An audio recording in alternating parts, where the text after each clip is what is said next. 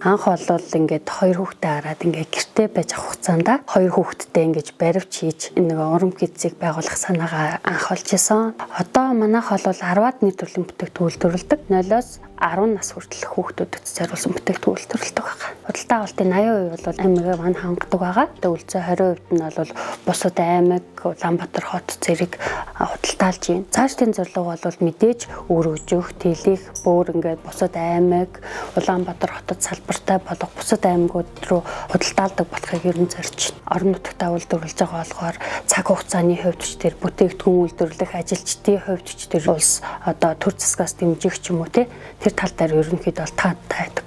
Сул талын хувьд бол бид нэр ингээд Улаанбаатар хотод байхгүй байх гэдэг тээвэрлэх тал дээр үйлдвэрлэх, параметрал татах, худалдаалах, борлуулах тал дээр жоохон сул тал асуудалтай байдаг. Манай Урам Kids брэнд гэхэд чинь Дундгой аймгийн шин төрсөн Мамо бүрт зориулсан бүтээгдэхүүнийг үйлдвэрлэж штэ. Энийг бүр говийн бүстэй цаашлаад Улаанбаатар хот цаашлаад 21 аймагта энийг худалдаалахыг бүх маамаага хувцаар хангахыг ерөнхийдөө зорж байгаа болохоор энийг би нэлээд сайшааж харж байгаа.